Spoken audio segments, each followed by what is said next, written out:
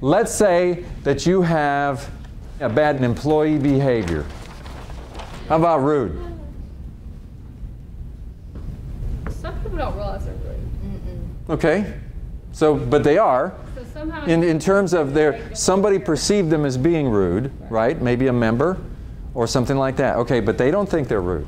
So what could you do? What would be the action that you take? Ask them, do you feel like you came across rudely to this member? And what would be the context that you would set for that? Now I want to talk about something, content and context. Content is the message you want to send to them. Context is where and how it's going to feel and the connection between you and them and the degree of empathy and all that kind of stuff sets up the context. So let's talk about context for a second. You're going to talk to them about something that they said and how they perceive it. Where are you going to do this? I usually call them in my office and say, hey, I just got off the phone with Mr. Jones, who was really not happy with the transaction he had with you today. Okay. Can you tell me what happened? Okay. And then let it go from there. Yeah, that's a good place to start. You let them know what prompted it, and something was said to me, and I want you to tell me what happened. And then you can listen, right? You get their side of the story. And then you go from there. Listen to what they have to say, and remember that the goal is not to get them defensive. We understand that sometimes we don't mean to be rude, but somebody's really touchy. That can happen. So we're trying to get to the point, what's the outcome that you'd like to see? Well, not to be rude anymore. Okay. You want them to learn how they can handle that situation differently next time. Okay, a situation similar to that. They can't say what it. Yeah, a greater sensitivity. But don't forget that if it's not be rude anymore, they never thought they were rude. See, rude is a judgment. It's a value judgment based on a perception. So let's try to take rude and turn it into behaviors. Okay, what might you say about from a behavior point of view if you're trying to describe why it was perceived as rude? Well, she said you talked down to her and that you threw her change at her and that you weren't willing to go the extra step for her. You sent her somewhere else.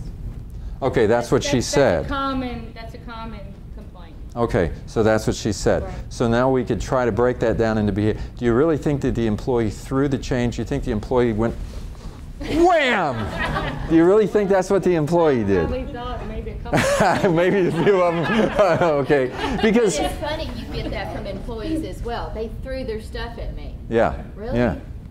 Really? See, even that's a value judgment. Yeah. So now we got to try to get it down to objective behaviors that we can see. And how might somebody see this behavior, even though you didn't intend? See, you got positive intention. Here's a person, we're saying they're rude. But the thing is, this person had a positive intention.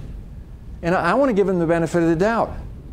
I want to recognize the positive intention, but I also want them to understand that perception is reality in the mind of the perceiver. And we have these members, and if they perceive that they've been treated rudely, this becomes a problem for us. It's just like you meant to do it, because from their point of view, they think you did.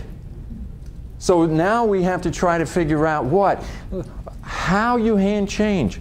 I mean, get it down to hand me the change the way you did to them. I'd like to feel it. You know, I like to feel what the person felt.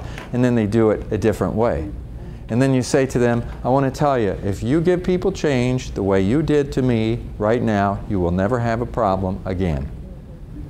But you've got to watch it. Because sometimes, without being aware, you might do it like this. Or you give them like 3 or 4 examples. You might do it like this, and you're not even thinking about it. But that person is having a bad day, and to them, you threw the change. And you're working with behavior. You're working with perception. You're making it very, very clear. What you're not doing is telling them that they're rude. What you're telling them is, I understand your positive intention. What we're saying is, you wanted to hit the mark. You wanted to do a good job.